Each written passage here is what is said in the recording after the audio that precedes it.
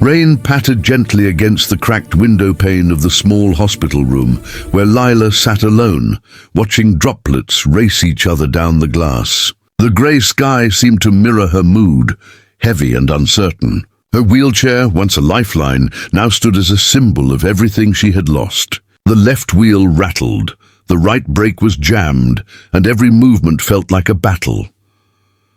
At 19, Lila should have been at university, designing sleek machines and futuristic devices. She used to spend hours sketching cars, robots, and inventions that could change people's lives. But ever since the accident 2 years ago, the night a drunk driver's car had spun out of control, her world had collapsed into 4 walls, hospital corridors, and the slow ticking of clocks.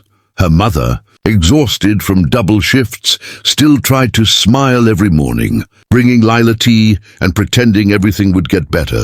But deep down, they both knew how expensive a new wheelchair was, far beyond what they could afford. The old one had been donated, already worn down when it arrived. Now it groaned like an old man every time she tried to move.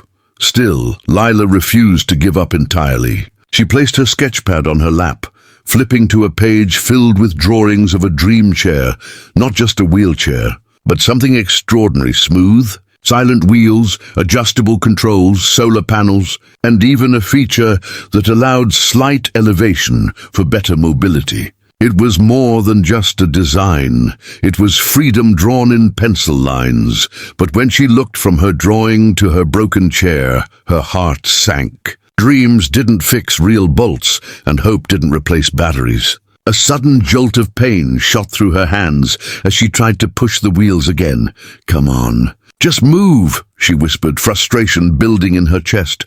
Her nurse peeked in, sympathy softening her face. "Still working on your sketches, Lila?"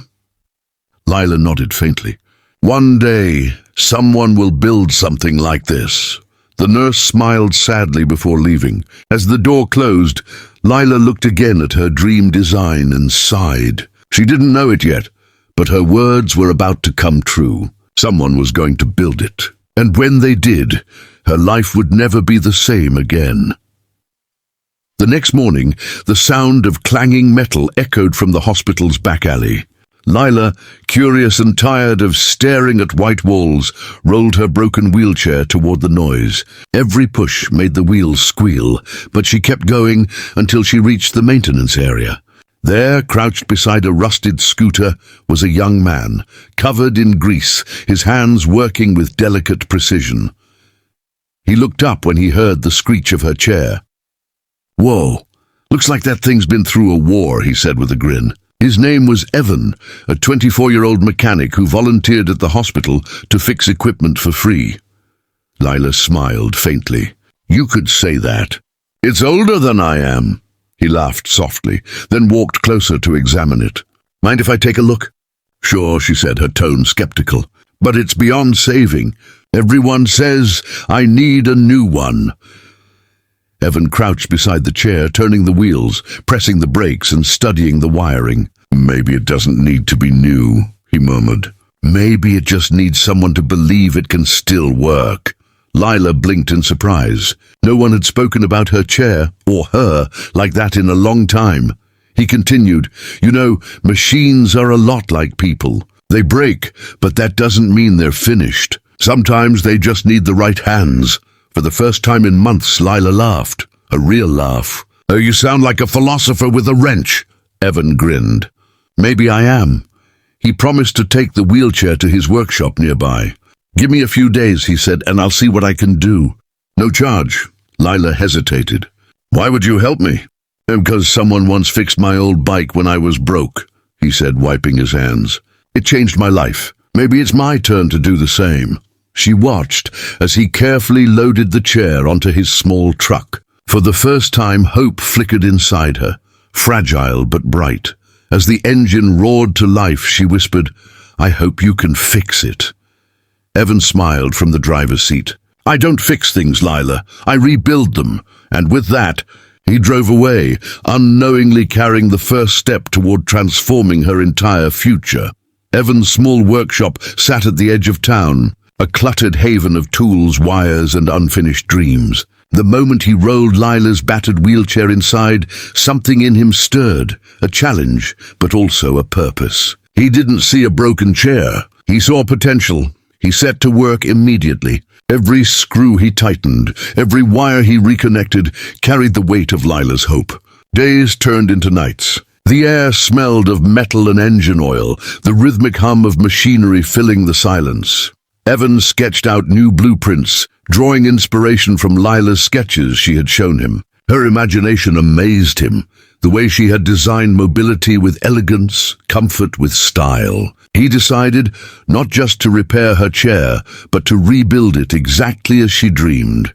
He scavenged spare parts from electric scooters, drone batteries, and recycled frames. Slowly, piece by piece, the transformation began. The wheels were replaced with quiet, self-balancing gyroscopic units. The frame was reinforced with lightweight titanium, a sleek panel of solar cells folded neatly along the backrest. The seat adjusted automatically for posture, and tiny LED lights illuminated the footrests with a soft glow. Evan tested the chair late into the night. When it rolled forward smoothly at the slightest touch, he grinned like a child. "She's gonna love this," he whispered. He didn't stop there. Using a small microchip and voice control module he'd been saving for a personal project, he gave the chair a smart system. It could respond to simple commands like forward, stop, or turn. It even had a small digital display showing speed and battery life. When dawn broke, sunlight streamed through the workshop window, glinting off the futuristic silver surface. The old rusted chair was gone. In its place stood something entirely new, elegant, modern, almost alive. Evan stepped back, his eyes misting with pride and exhaustion. "You're not just a wheelchair anymore," he murmured softly. "Your freedom." He packed it carefully into his truck, his heart racing with anticipation.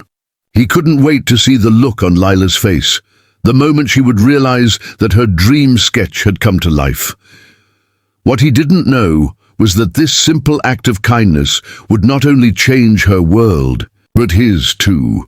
When Evan arrived at the hospital, Lila was sitting near the garden, her sketchpad on her lap, lost in thought. The sound of his truck made her glance up, and when she saw what he was unloading, her breath caught in her throat. The wheelchair gleamed under the sunlight like something out of a dream. Sleek metallic curves replaced the old rusted frame. The wheels were smooth and silent, with glowing blue rims that pulsed softly. A slim control panel rested on the armrest, and the seat looked like it had been designed for a space pilot. Lila stared, unable to speak. Is that my chair?" she whispered, eyes wide. Evan smiled, brushing grease from his hands. "No," he said softly. "That's your freedom." He rolled it toward her, and with trembling hands she transferred into the seat.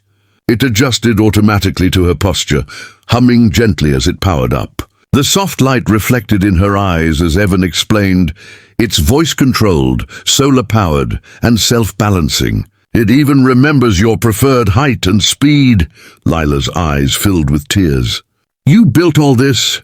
"For me?" Evan nodded. "Actually, we built it. You designed it. I just followed your vision." Her voice cracked with emotion. "I don't know how to thank you."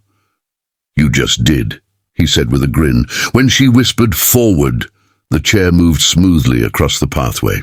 She gasped, then laughed, the kind of laugh that hadn't left her lips in years. The chair turned, spun lightly, and adjusted to the slope without a single jolt. For the first time since her accident, she felt alive again, not as a patient, but as herself.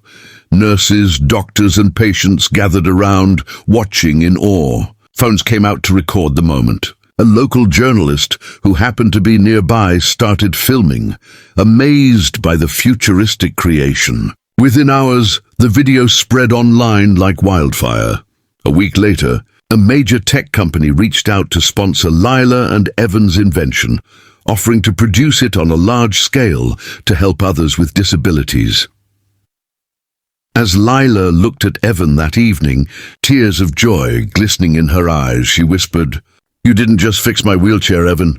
You fixed my life." And under the golden sunset, she rode forward into a future brighter than she'd ever imagined.